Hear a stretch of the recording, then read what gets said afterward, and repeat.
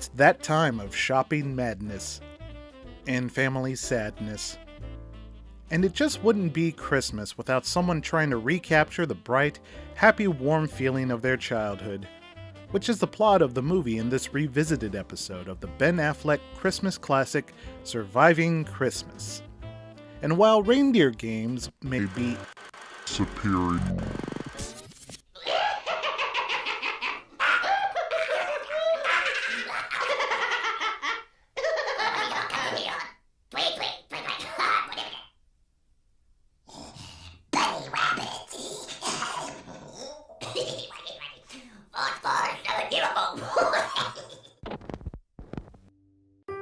a Christmas film that's about as ingrained into our pop culture as much as It's a Wonderful Life is the Chris Columbus classic Home Alone. But he was previously involved in another huge holiday film before his 1990 smash hit. He was the writer of the 1984 Joe Dante Christmas horror comedy Gremlins. And with the trifecta of creative minds like Columbus, Dante, and executive producer Steven Spielberg at the helm, audiences were treated to an incredibly original, wacky, and sometimes scary family film. It's time to remember the 3 rules, cause it's Gremlins on this episode of Revisited.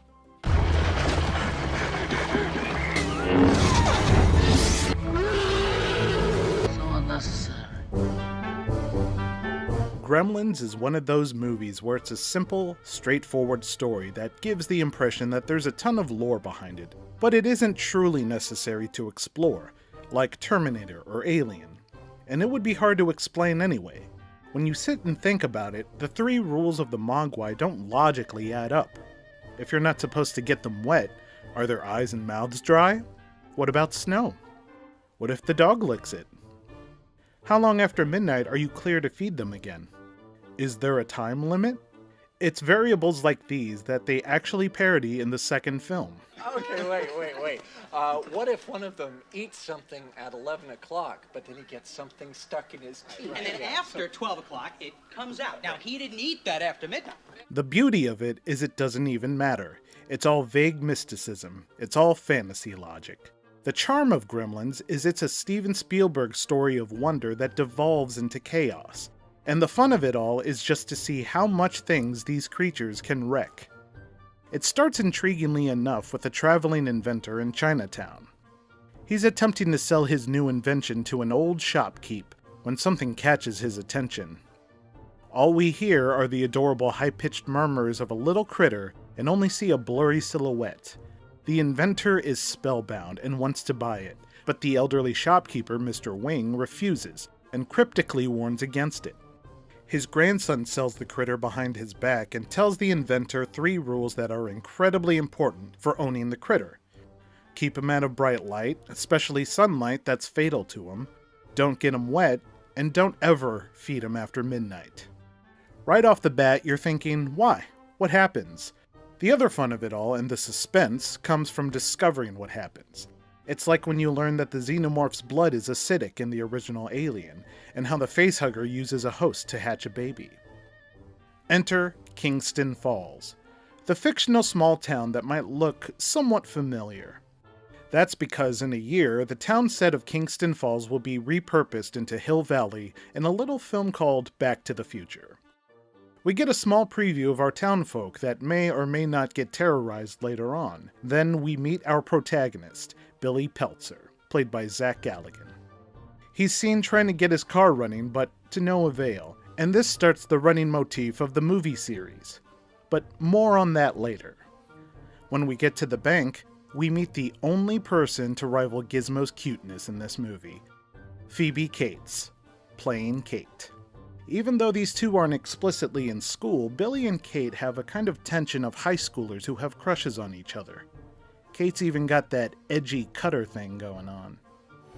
While everybody else is opening up their presents, they're opening up their wrists. Let's see dialogue like that make it into a family film now. Anyway, here we're introduced to the evil human villain with the Ebenezer Scrooge-type character of Mrs. Deagle, who can shock the elderly simply by not being courteous. Good morning, Mrs. Deagle. What's good about it? Oh. We're also shortly introduced to the minor villain character who was supposed to be Mrs. Deagle's silent partner in a deleted subplot. His name is Judge. Whose name is Judge? My name is... Okay, that's a silly name. Judge Reinhold makes an appearance as a slight antagonist to Billy in this film, and this would be a good summer for Judge, as he would also co-star in another big hit, a little film called Beverly Hills Cop. When Billy finally gets home, we learn that he's the son of the inventor from the prologue, and we finally get to see what the creature was that he purchased. It's a good time to note that the trailers and TV spots for the film back in '84 kept the image of the Gremlins relatively secret, only teasing bits and pieces of them. Even the poster barely showed what the appearance of Gizmo was. There wasn't even an acknowledgement of the Mogwai creature being present before the Gremlins show up. So audiences were truly kept in the dark about what they were about to see. Was it the gremlin itself? Was it something else? What will this ugly creature look like? The movie slyly surprises viewers with the cutest thing ever. Gizmo was unlike anything ever seen before. Those big old eyes, that adorable smile, and cute little noises he makes, thanks to the voice talents of comedian Howie Mandel. Joe said, I need somebody to play Gizmo. I said, I have some friends in the business. Who used the voice tones of his character from Bobby's World, Bobby Generic. That's generic. Yeah, whatever. Dad's been laid off! Isn't that great news? Billy's inventor dad reveals he gave him the name Gizmo. And here's where the motif starts to take shape.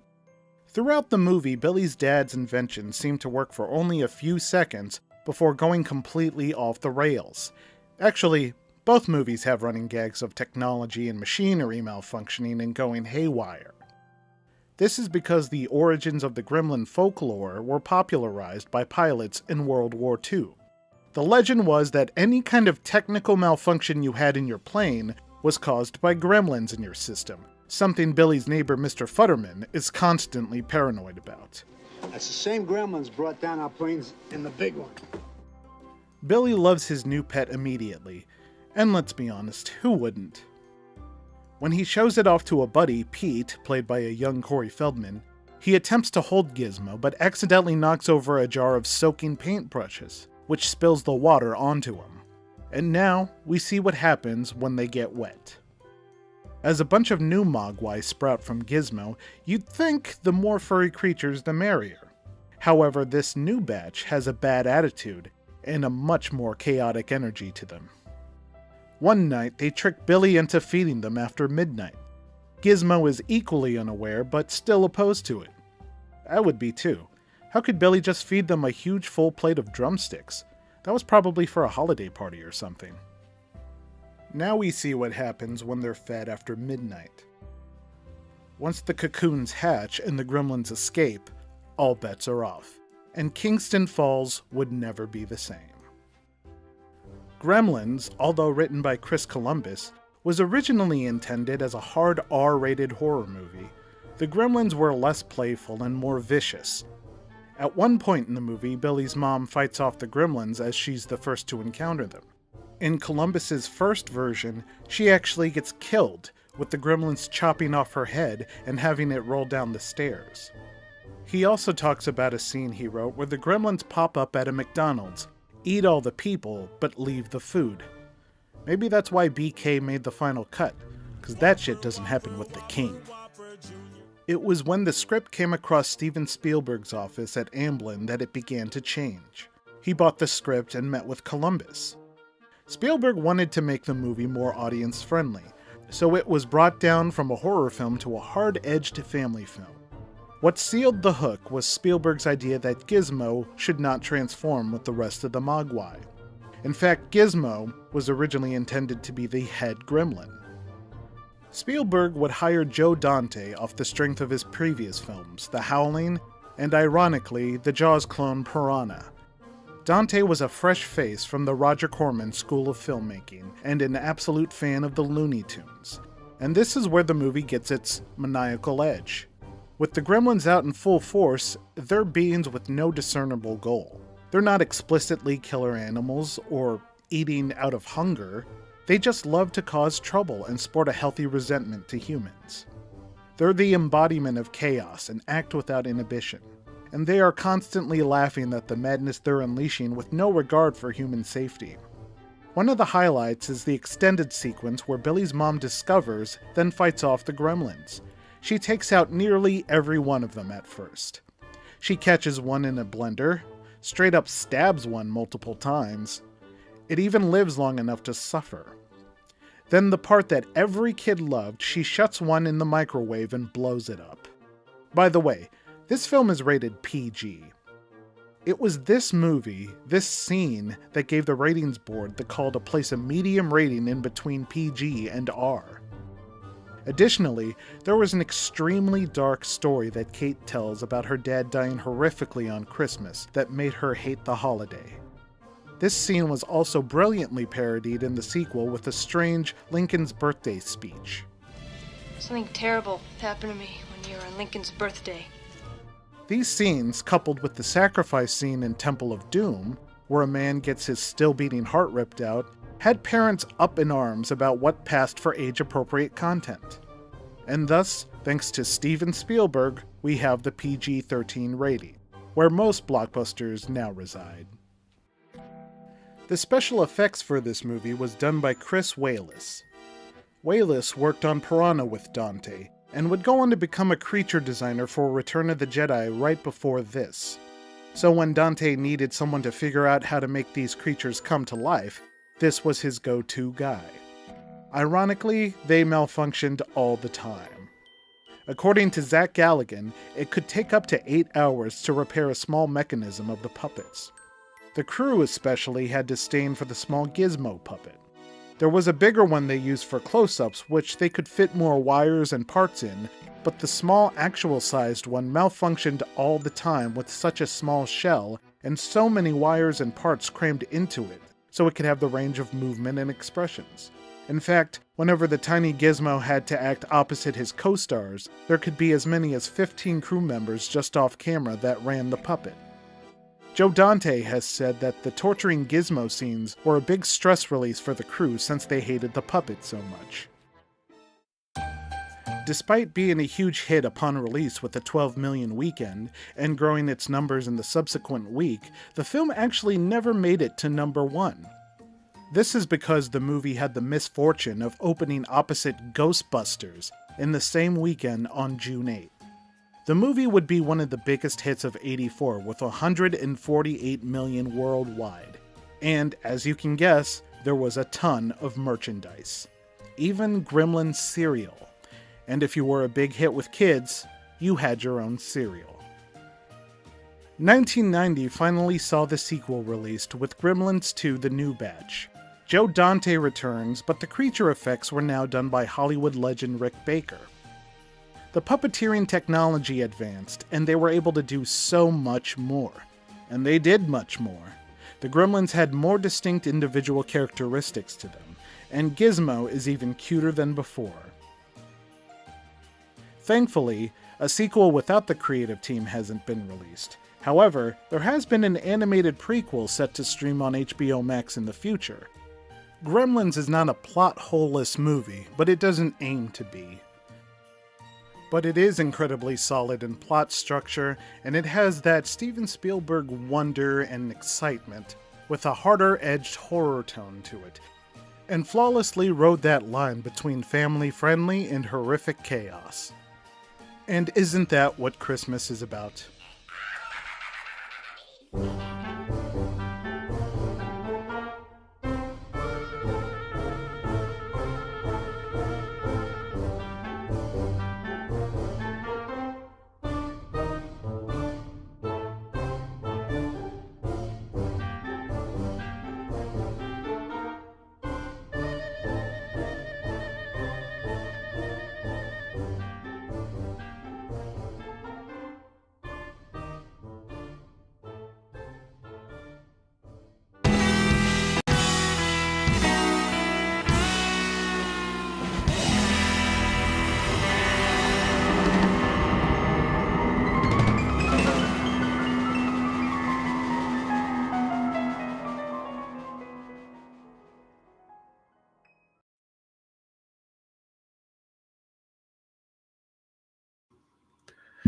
Tonight, folks, we're here to answer two questions, primarily two questions. Why is Gremlins one of the all-time Christmas movies of all time, despite coming out in June? And how the hell did Howie Mandel make that voice? Those are the big ones. I'm Kier with Joe Blow, and tonight we're going to be talking about Gremlins, all things Gremlins, in fact, and I am excited, guys. It has been a long week, and if I sound sick right now, it's because I am. It's with a heavy heart that I share with you all that I have the coronavirus. Not feeling 100%, but I was looking forward to this stream. So pardon if I sound sick. Maybe some of you will find my voice even more relaxing and baritone with my sick voice. How's everyone doing? I'm seeing some new names in the chat tonight already. So hello, everyone. Welcome to Friday Night Flicks. I'm your host, Kier Gomes from Joe Blow Originals.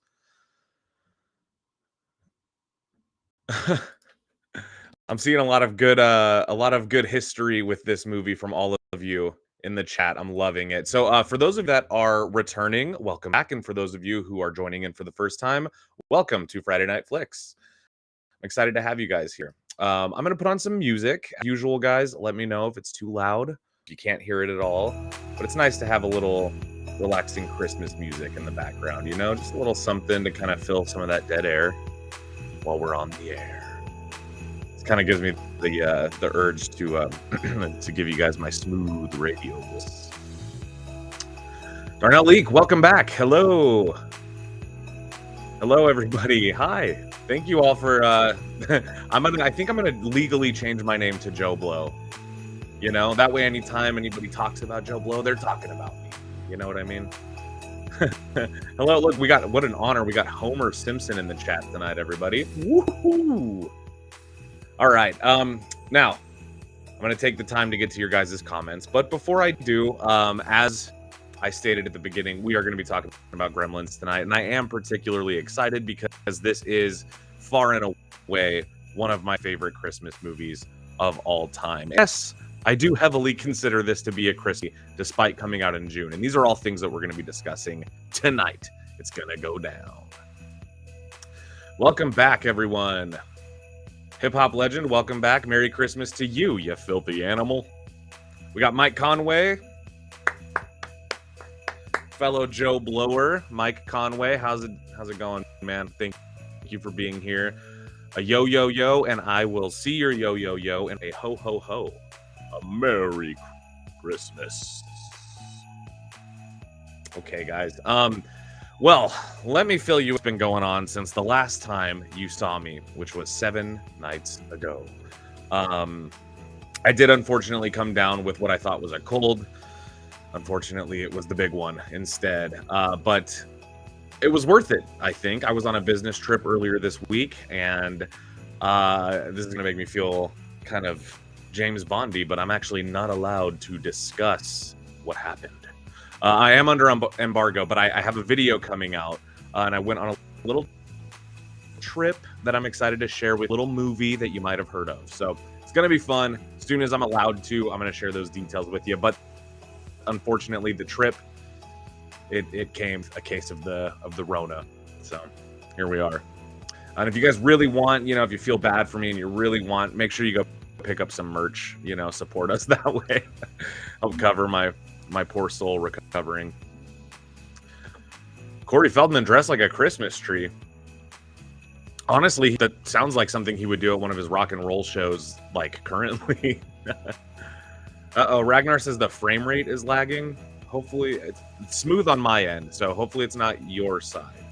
On my end, it's coming through nice and clean, so hopefully that's the case with everybody else. All right, guys. Thank you all so much again for being active in the chat so soon. As you guys know, I love getting to these comments. Sometimes I do bounce back and forth, so don't worry. If you leave a comment, eventually I will see it, and if I feel like it, I'll even pin it and talk to you. All right, guys. I think since it's been kind of a heavy week for movie news, I think it might be to go through some highlights first before we get into Gremlins.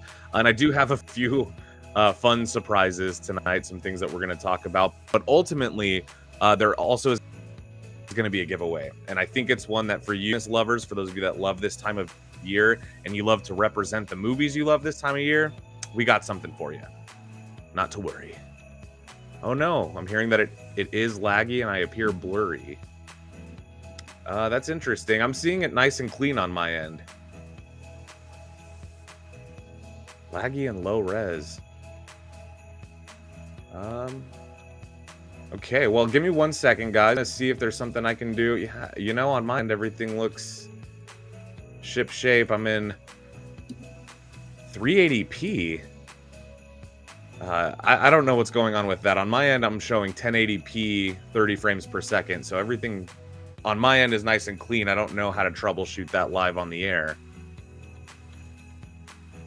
144 pixels, 20 frames. What is happening?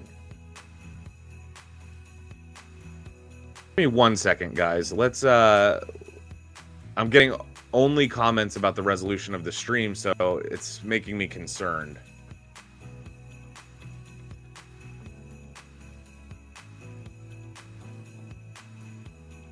I don't know. Everything. What is going on? It's choppy, face orange, raised eyebrow. Well, that's just how I look, but choppy, I don't.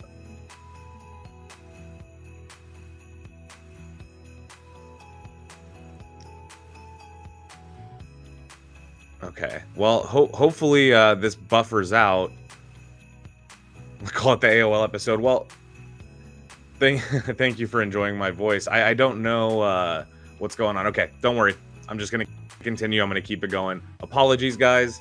At this moment, there's nothing I can really do. So hope it smooths out, but I'm not really sure what's going on. Okay, let's get into some movie news. And if you can't see the screen clearly, then please feel free to follow along on joblo.com because we're going to be taking a look at some of our headlines from today.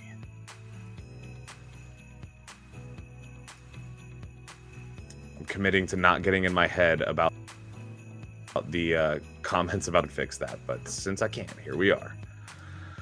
Okay, well, first of all, guys, it was kind of dead on movie news for a little while in between the holidays, and I think the release of Wicked probably was just the main thing.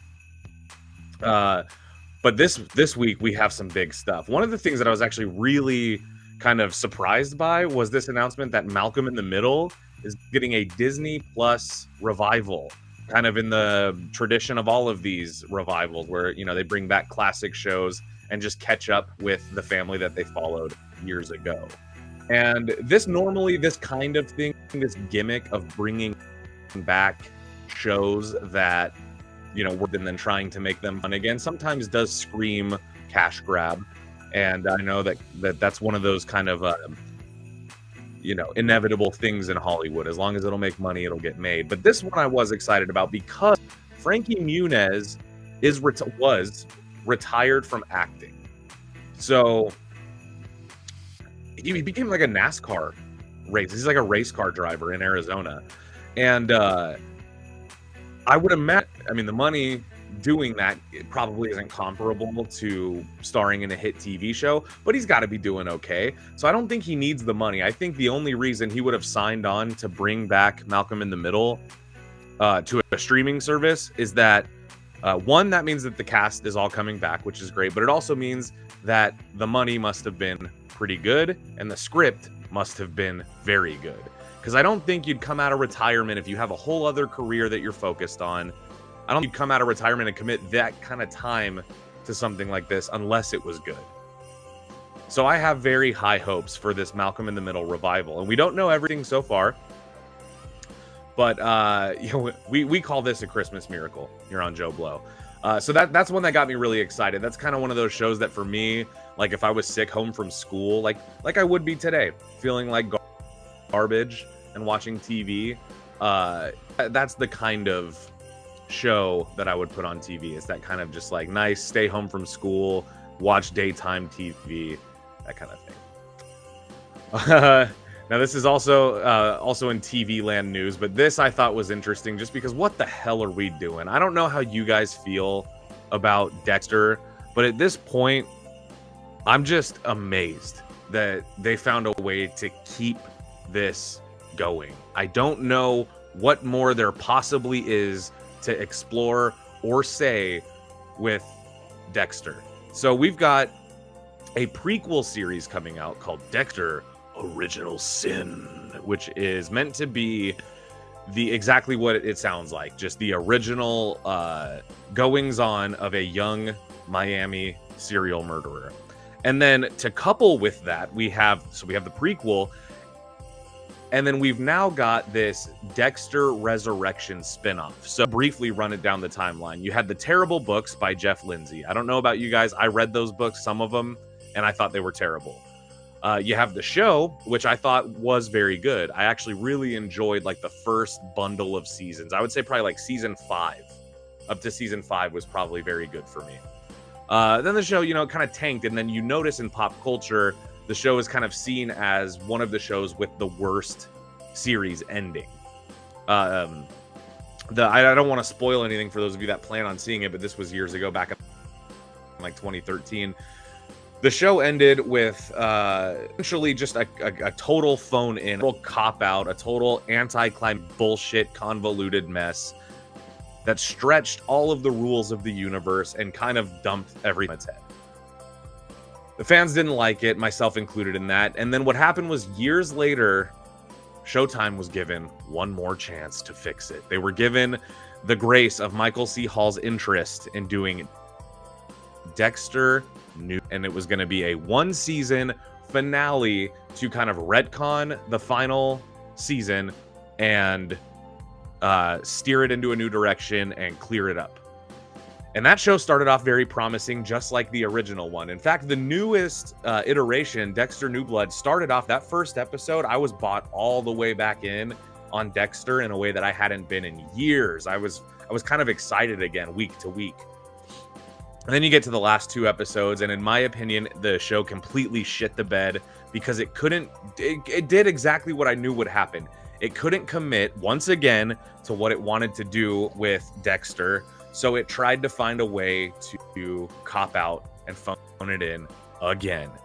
And unfortunately, my dudes, all that led to was disappointment, and now the attempt to make things right again with extra Dexter material. Or if I was Batista, I would say Dexter. Dexter, extra Dexter. I don't know, guys. Listen, I saw the trailer thing for the prequel series, and I love Christian Slater. I actually like the cast of the show. I think it works. It's fine. I really like the people that got to play like the supporting, characters, your LaGuerta and, Batista. But I think the show is completely unnecessary because we also got flashbacks sequences commonly enough in the original show, basically just retreading things we've all seen and that we all know. I don't know if we need that.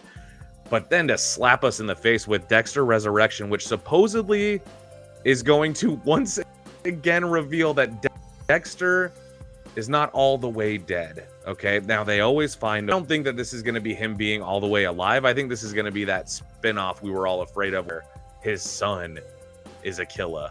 And Dexter is his spirit demon thing, his spirit god, his conscience, his Jiminy Dexter Cricket, his Dexter Jiminy Cricket. Oh yeah, the Trinity season. See, Carlos, I agree with you, my friend. Also, Joe Blower. All the Joe Blow staff gets an applause when you pop in on here, including the show, John Fallon. Yeah, I agree. The Trinity season was the best one. John Lithgow, it's all you need, really. If told you John Lithgow played a very scary serial killer, it's probably enough to sell the show to pretty much anybody, right? Especially if you're a movie lover like I am. Oh, yeah, we got some big Dexter fans in here. Awesome. And some people who have never seen it. But yes, Yash, I agree. Dexter ruined its ending twice. Let's not expect anything different with this new joint, Because I don't. I really kind of all be samesies. Okay? Let's see what else we got. We got Guy Pearce says Warner Brothers executives blocked him from appearing in Christopher Nolan movies after... I don't know why that would be. That's a fun article. Maybe I'd check that. Looks like Barbie 2 is in early stages of development. We knew that was coming. There was a few other big things, though.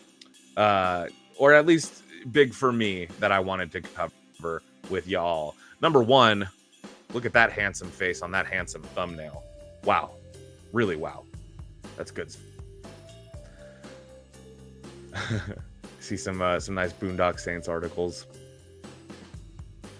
What was the other? Oh, yeah.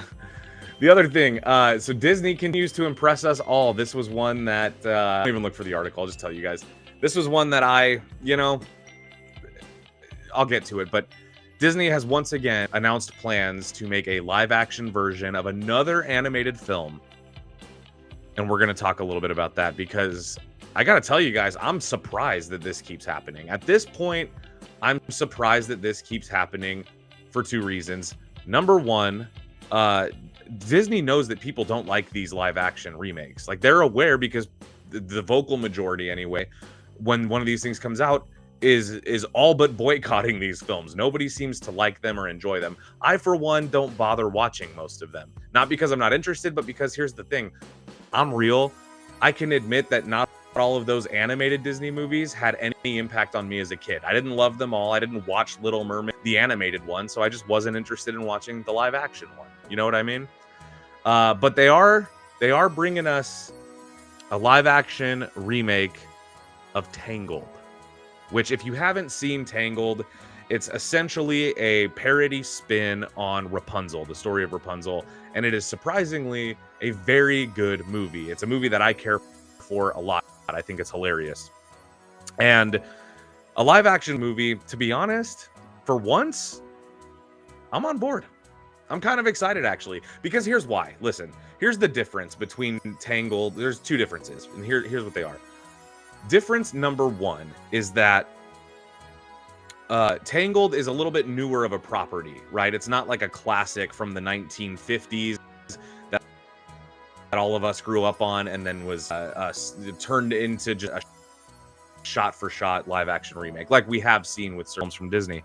But also, it's a parody on a classic Disney story or a classic fairy tale story. So already kind of rooted in self-awareness and jokiness. And I think as a result, you can pull off a live-action version of that a lot easier because you're not playing with fire. You're kind of just playing with living clay that you already had. And I think that there's a legitimate good version of this movie that could exist. So and then thank you, Darnell Leak. My third news topic that I really want to talk about before we get into Gremlins is, of course, Mike Flanagan in talks once again, but this time for real, to direct a Clayface solo movie. Listen to me, guys. Bring it in. I'm going to bring it in close for this one. I think under any other circumstances, I would feel completely burnt out, numb to the announcement that there's a Clayface movie, only because their two situation didn't really work out. And to be honest, I haven't been a big fan of the solo villain movies thus far. You know, you got your Morbiuses, you have your recent Kraven the Hunter, which, by the way, that's not a villain in that movie at all. He's a damn hero, okay? He's like John McClane, you know, he's just grumpy. That's all. So not even an anti-hero. But so normally I'd be burnt out on these announcements of a solo villain film. But then you hear that Mike Flanagan, who, if you're not familiar with, has never made a movie that I didn't at least like a little bit. He's behind some of the early work like Oculus, but he made more recently Dr. Sleep on Netflix. He's done Haunting of Hill House, Midnight Mass, which is probably my favorite thing he's done, and Fall of the House of Usher, which was a huge hit. So Mike Flanagan is dialed in with his directorial style. He's throwback, nostalgic style, very reminiscent of the kind of like creature features that we all know and love. And that means a lot to characters like Clayface because he's a thespian. And I think we'll probably get the Boris Karloff version, which is going to be a little more, you know, artsy. He's an actor. He's kind of a... Okay, I'm getting a note from our producer to pause the show and reboot the webcam. So give me a second, guys. Let me put you all on pause and see if I can fix this if it's still not fixed, okay? Apologies for all of this, whatever is going on. Give me a second. In the meantime, enjoy some Gremlins B-roll.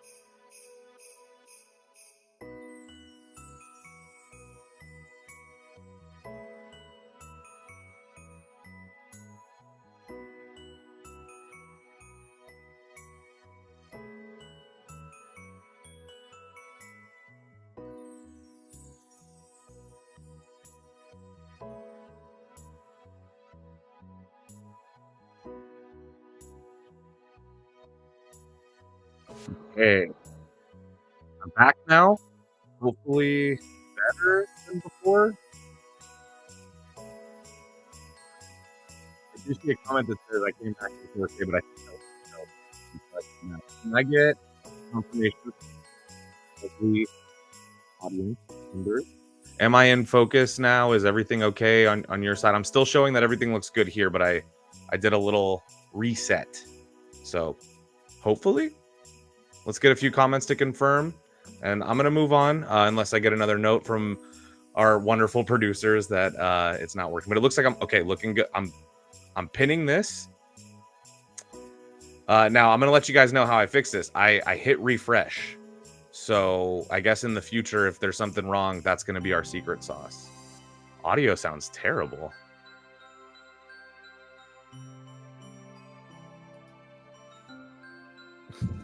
What?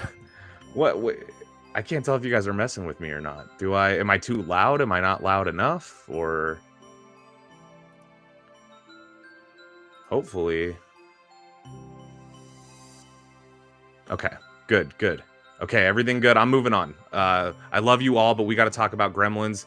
We're running out of time. I'm hoping this works. I take pride in putting on a quality show. So again, apologies for anything that went wrong.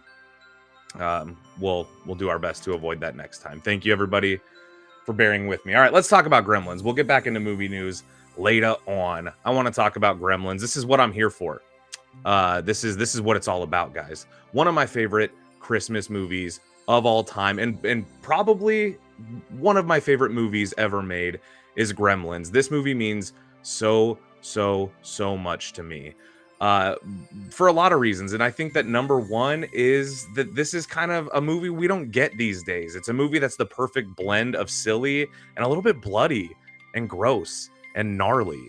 And that goes a long way. That's so important to the culture of this movie and the impact that it's made. And to me, it is a movie that would have been better as a one and done. Now, I know for fans of Gremlins, some of us love Gremlins too. I personally am fine with it. I don't love it. I don't hate it. But to be honest, I don't watch it that much. Like, it's not one that I ever think to put on. I watch Gremlins all the time. I've probably seen this movie this year 6 times, probably just this 1 year. Part of that's a fluke because it was on loop in a hotel on a vacation I went on last May. So I watched it like 3 times there, but on my own, still watching it a lot. Now it's a movie that, in my opinion, also it had the dream team for the era attached to it, because for me, like, you have your classic duos like George Lucas and Steven Spielberg, like friends that are also collaborators that also have partnered on iconic work. And Gremlins is just that. It's written by Christopher Columbus, who wrote Home Alone and directed Harry Potter. But it was directed by Joe Dante, who kind of a wild card directing choice that worked out perfectly. He had a little bit of a schlock horror background, and it just worked out perfect. And then it was produced and presented by Amblin, by Steven Spielberg. So this movie had all the right people working behind the scenes in tandem to get it going. And I really think that it was a movie that was damn near perfect on the page.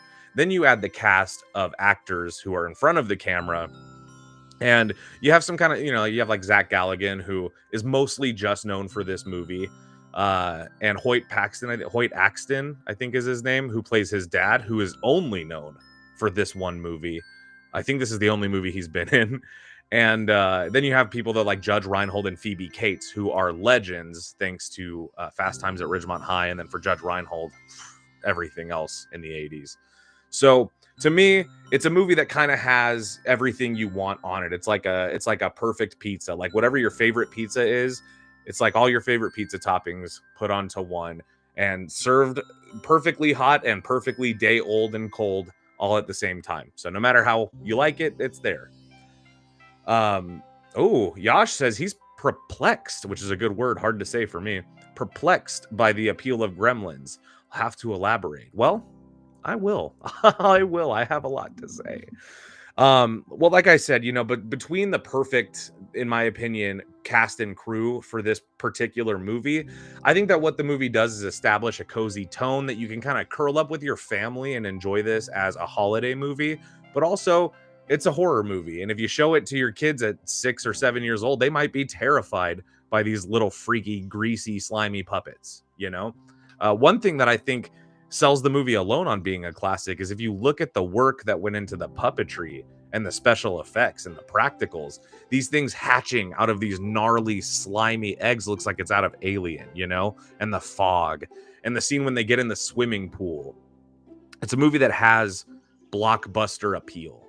And it's so important to the movie's like identity, you know? It's got this like Steven Spielberg blockbuster scope, but it's these puppets and it's kind of quirky and it's very silly, but it's also cute, you know? So it just has a little bit of it all for me. This is actually a really good question, Ragnar, and I'm going to be perfectly honest. My wife, Elisa, shout out to my wife, asked me this exact question before the show tonight. She asked me if I would have a Mogwai as a pet, and my answer was this: no. Because as cute as Gizmo is, none of the other ones are adorable like that. And the rules are too risky. And as we mentioned in the pre-show video, they're a little bit confusing. You know, the rules of having a Mogwai would prevent me from getting one. Not that I don't think Gizmo is one of the cutest things ever committed to celluloid, because I do think that. But I also think that you run the risk, if you have a Mogwai as a pet, you run the risk of what happens in this movie. And this movie, at the end of the day, is kind of a warning against getting a Mogwai. You know, I think that was really the political undertone, was don't get a pet that you can't feed after midnight. Yeah, that must have been it. That's what the movie's really about anyway. Now, I do want to address the elephant in the room, because earlier on in the stream, I saw a comment that said, I've never thought of Gremlins as a Christmas movie. And I realized this because I've heard from many people that they consider it to be a summer blockbuster, very much in the tradition of its competition at the box office that year, Ghostbusters. And to me, Gremlins is not a summer blockbuster. And it did come out in June, you know, so it kind of was technically exactly that. But for me, it's a Christmas movie, because when you watch the movie, you get the sense that you're in a frozen, that Kingston is just a frozen small town in the middle of, like, you know, Ohio or wherever it's at, you know? It looks like, you know, like old Cleveland or something. And it looks cold and it's cozy, and you have the Christmas lights and you have the, you know, like the ambiance and the snow and the coats and the, you know, so to me, it just gives me all the wintry vibes. It's a movie that I want to, like, you know, throw on a blanket, lay down on the couch, maybe eat an edible and have like a hot cup of tea or something, you know, or like a hot, like, you know, hot chocolate, or maybe something cooler than that. I'm not sure. A hot toddy, perhaps, because I've been sick. What do you guys think about that? Yeah, see, the thing about the rules is, yeah, they don't, like, they're not technical in a way that you could actually follow them. This makes owning one of these things impossible, right, in real life, because as you guys are all calling out here, what is after midnight for a gremlin? Like, does it reset at 6 a.m. or does it reset at 2 a.m. or, because after midnight is also before midnight, you know what I mean? So that makes it confusing, you know. A pet that can't be in sunlight seems kind of impossible. You can't avoid bright lights forever. And if you had to, you'd have to keep your Mogwai in a little cage isolated from the sun. And then you couldn't really hang out with it. You couldn't, you know, you couldn't enjoy owning it. And then getting it wet. What if it pees on itself? And I don't know how that didn't get addressed in this movie. What if the gremlin pees on itself? And then it has like 10 evil gremlin babies, you know? So that's why I wouldn't own one personally. But as far as the rules being illogical, we know they are. It's something that you just kind of have to accept, right? It's kind of like in a movie where you see like a ghost, you know, like when somebody first becomes a ghost and they fall through the floor because now they can, you know, fall through the floor, but then they can sit on a couch without falling through it. You know, it's just movie logic where you just kind of have to go, okay, I get why that's there. Yeah, the most needy pet ever.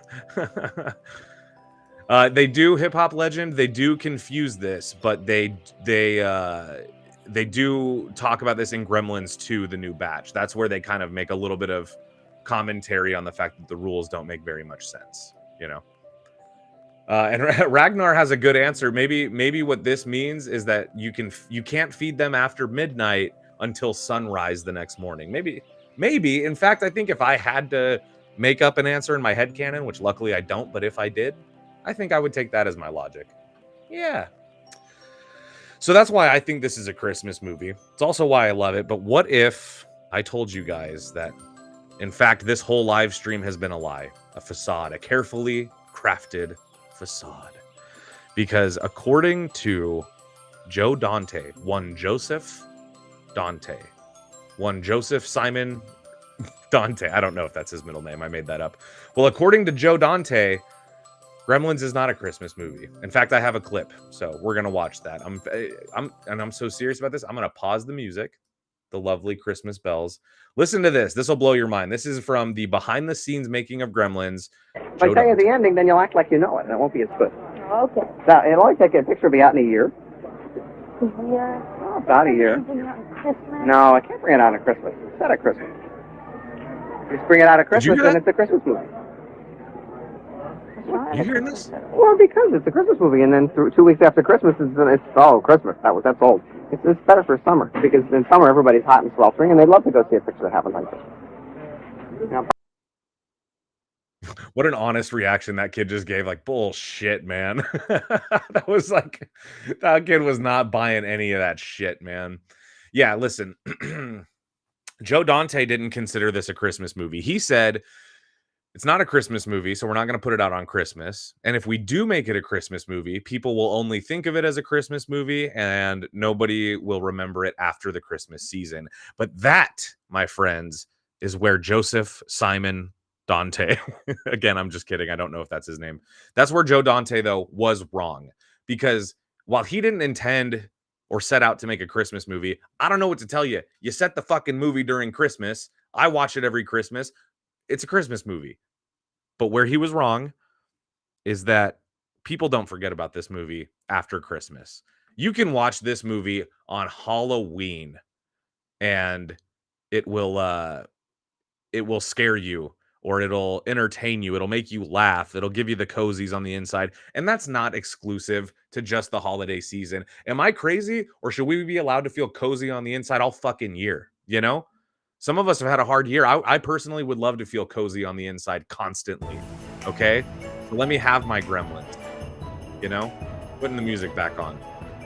You guys know me. I find a way to rant in these episodes, even about things that I love. See what I mean? See what I mean? Now, hip-hop legend, you might be thinking his mind is blown because Joe Dante said that Gremlins ain't a Christmas movie.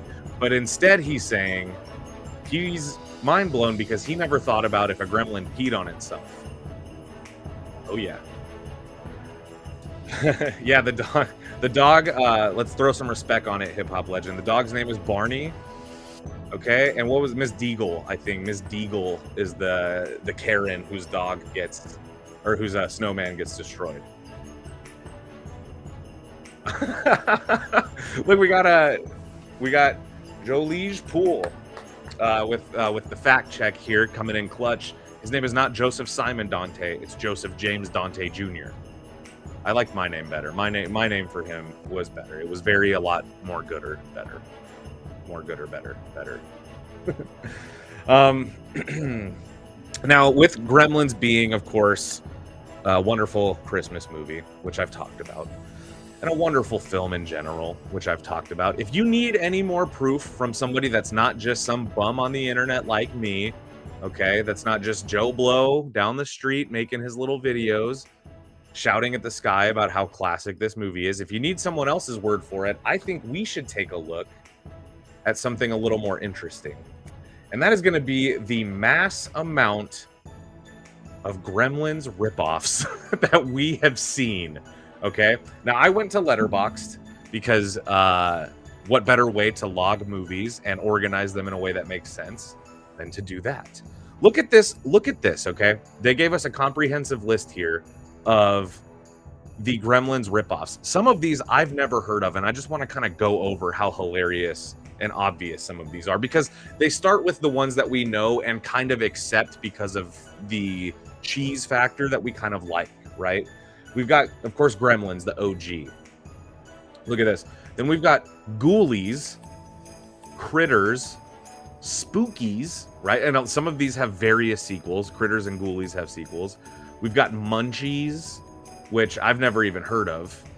We've got Hobgoblins, which I've also never heard of.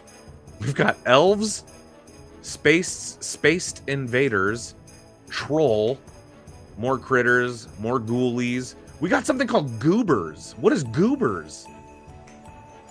It's like the font and color of the Goonies. But it's a Gremlins. Goobers from 1997. Mischievous, magical, messy. What the fuck is that?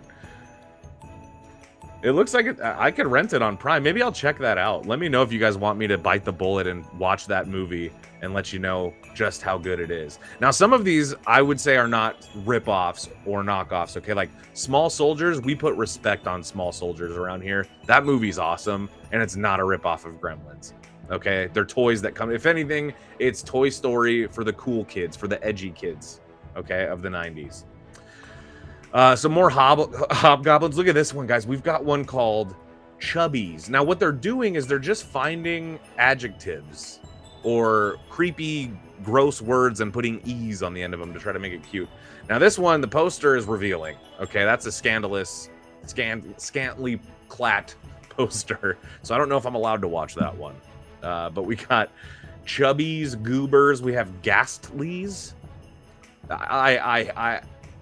I hate the word Ghastlies because that is hard to say. If you're watching this and you're not embarrassed to do it, try to say Ghastlies outside.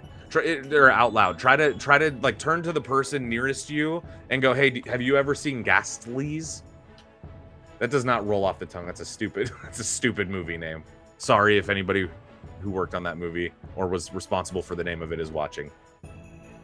Yeah, and then a million other Critters movies. Now these spin-off movies, these Ghoulies, you know, your Chubbies, your Beasties. This one's called Beasties from 91. That looks exactly like Gremlins. Oh, but this one's different. This one says they're horny little devils. Whoa. I guess they really like to mix the creature stuff with the scandalous stuff, you know, with the sexy stuff. They like to do that with these knockoffs. Wow, that's interesting. Oh, yeah. Look, some of you love it. Look, we got Critters fans in the house. That's fun. That's fun. If you guys love these spin-offs, let me know in the comments which ones I should watch. And no, Darnell Mogwais don't drink water, but I think they pee. They probably, you know, it's probably one of those things where if you read between the lines, you can just be like, they're a creature that doesn't exist, so they could easily be a creature that doesn't need water or to pee. And then you kind of solve that whole getting them wet problem, you know? Yeah, Chubbies looks the part. Oh, Jolie's here in a British voice. Ghastly. Oh, Ghastly. The movie Ghastlies. That's easier to say than Ghastlies. Conway says Critters was written before Gremlins. Well, I don't give a shit. It doesn't count. I think I might have seen Critters. If it's good, then I'll give it a pass for being not a ripoff. But if it's not good, then it's just a Gremlins ripoff.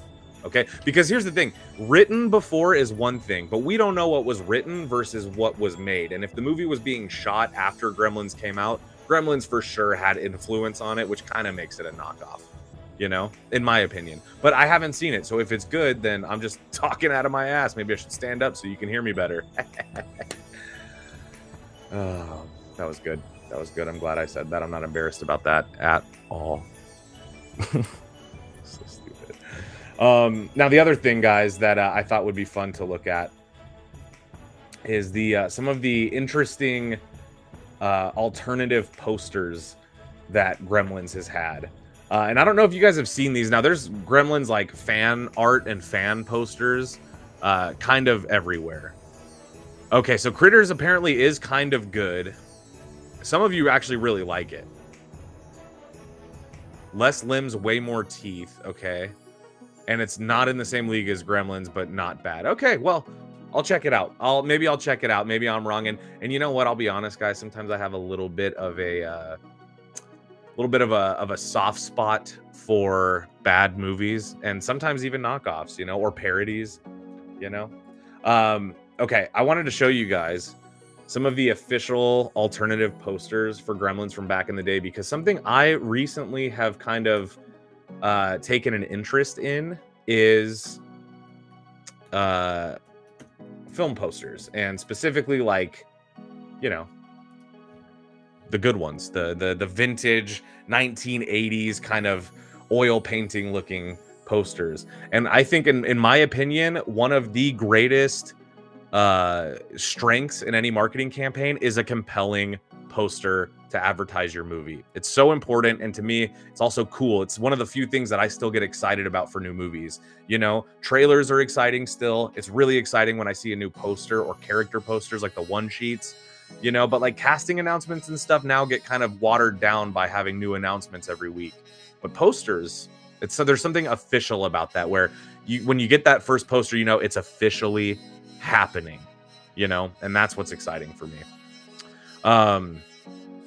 So I want to look at some of the Gremlins ones, because I found some of these and I thought that they were incredibly cool. So let me pull them up.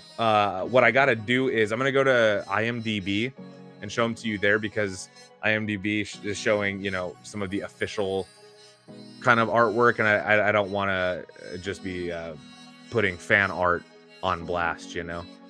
So here we go. So we have the original poster. Let me share my screen so you guys can see. We have the original poster, which, in my opinion, it's weird that this is kind of the one that they went with in terms of like what they wanted to market the movie as, because even though it's not bad, it's not my favorite. Let me show it to y'all. This is the one that kind of everybody knows, right? This sort of simple white background, easy, nothing too crazy. It's a good poster. It's fine, but it's not. It doesn't, to me anyway. It's not like an exciting. Like, I wouldn't have been stoked if I saw that poster. But some of these other ones, I would have. Check these out. These are just a bunch of stills from the movie, but they hide official marketing artwork in here, you know. Dang, this movie is so, dude, just looking at these still shots, try to tell me that this ain't a Christmas movie. Every single shot that we see here is snowy and Christmassy. Do you guys think that this is not a Christmas movie? I kind of thought like maybe Joe Dante's the only one who thinks that way, but now I'm kind of thinking, looks like some of you are saying you never thought of it that way. That's interesting. That's really interesting to me. Okay, check this one out. I really like this one. This one I thought was sick. What you see isn't always what you get. This is a good poster for a couple of reasons. Number one, the colors are dull and simple and uniform. It's almost monochromatic, just shades of brown, basically. Not much more going on than that. It's super clean, super simple. I love the kind of like split between Stripe and Gizmo to show like, you know, one of them's cute, but the rest of them are fucking little monsters that are going to eat you and try to cut off your head, you know? And I love the broken border. I like that the ears break through that like chunky white playing card border. I think it looks really good like that. And I also think like if I saw that when the movie was coming out, which I wasn't even born when this movie came out, but if I was, that poster would have got me in the movies to see it, because I would have been like, what is this? What is, you know, what? It's intrigue all over the place, but it's just a nice, sleek, kind of attractive poster, and I really like that. Then we have this poster, which I also love. This one is good for a lot of reasons. Okay, number one, it kind of has the vibe of like a Goosebumps kind of book. You know what I mean? It kind of has like that, again, oil painting kind of feeling with the really dramatic highlights and the really dramatic shadows and the blue lights. It's just very like crispy, nostalgic looking. I also love it because this draws intrigue, because you can't see the creature, you just see the paws of the creature, and that makes you kind of want to see the movie to go, what does this thing look like? What does it do? I see these glowing eyes and these weird furry paws. What are they? You know? And to me, that's good marketing, because the poster that they ended up going with, granted probably after the movie came out, it just shows Gizmo on full display, which, not that that's a turnoff or anything, but in my opinion, it's not lending itself to too much intrigue. It's more just showing you what the creature looks like, you know? It's giving away the secrets. And it could be better. So this poster I really like. There's like a bunch of different versions of it with different languages on them. I like this one as well. Stripe is kind of, you know, the sub icon to Gizmo. When you think of Gremlins, you mainly think of Gizmo. But I know producer John Fallon, producer of the show, is a big fan of Stripe, the more reptilian, scaly, non-furry, oily looking, scary bastard, you know? Now, there's a lot to be said for that. I love a good villain. I love a good creature. And I love Stripe. I love the white mohawk. He's got a unique look. He's a little demon rat bastard. I'm telling you guys, if you haven't seen the movie, he'll get you, okay? And I just like this one. I like that it's kind of, it's the poster that I already liked, but with Stripe breaking through it and changing it. And I like that. Oh, Gremlins isn't a Christmas movie? What is this? What the hell is this if Gremlins is not a Christmas movie? Somebody better let me know. What am I looking at? I'm looking at Gizmo wearing a Santa Claus hat. Now, this is to promote a re-release of the movie on the big screen, but this marketing means it's a Christmas movie. So I've been lied to by Joe Dante. I can't trust him. Look at this poster, is sick. I love this one.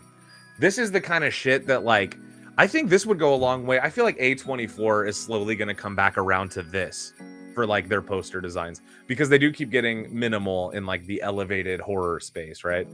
But I could see something like this. It kind of pays homage to, like, the Rocky Horror Picture Show kind of 1970s movie poster, which I think is really cool and has just, like, this clean sharpness about it that I really like. So, great alternative poster. In my opinion, almost all of these are better than the one that they use to promote the movie. You'll get burned seeing Gremlins. Look at this. You got everything you need to attract you to the movie. You've got a cute Gizmo. You've got an adorable little puppy fighting with him, and that also shows how small Gizmo is. And then you've got a bunch of legs of naked people, you know, and from what I can see, they're naked people with very nice legs in very good shape. So that's how you draw somebody into seeing your movie, if you ask me. Yeah, and then we've got these, like, VHS covers, you know. Look at that beautiful teal colorway with the blue Warner Brothers logo. There's something so tangible about these 90s and 80s tapes, you know? Like, you can almost feel the dust on them. And I mean that in a good way, as weird as that sounded when it came out of my stupid mouth. I think I stand by it, and I kind of mean it, you know? Ooh, Darnell Leak, I like this. Here we go. This is good. I think a movie cannot be set at Christmas while being set at Christmas time. Or I'm sorry, I think a movie cannot be a Christmas movie while still being set at Christmas time. It has to have certain themes, but Gremlins is a Christmas movie. I agree with that totally. I think there's movies that are set during Christmas that are not Christmas movies. In fact, I think there's movies that think they're Christmas movies just because they're set at Christmas, but they're not, and nobody thinks of them that way. But I agree, Gremlins has the Christmas movie stuff. It's got the atmosphere that it takes. Oh, what was this? Let's see. Oh, part 2. I guess I'm gonna have to get in on Critters 2 and Gremlins 2. Well, Gremlins 2 I'm okay with. I don't hate it as much as everyone else. Hip Hop Legend, Die Hard. No, Die Hard to me is a Christmas movie, though. You know, I think of it as a Christmas movie, and I think it's because I love that movie so much, and my whole life I've considered it that way, and I don't want to be wrong about a movie I've loved. So I consider it a Christmas movie, and I'm allowed to do that. Well, Hip Hop Legend, I think I just answered that question now, so yeah, it came just in time. Yeah, I consider it a Christmas movie. I do. So we've taken a look at some of the alternative posters. You know, we've taken a look at some of the brilliant knockoffs. I think I'm gonna have to do a dive into some of those. I gotta check out Chubby's, obviously, and Ghastly's. I'm gonna have to check that one out.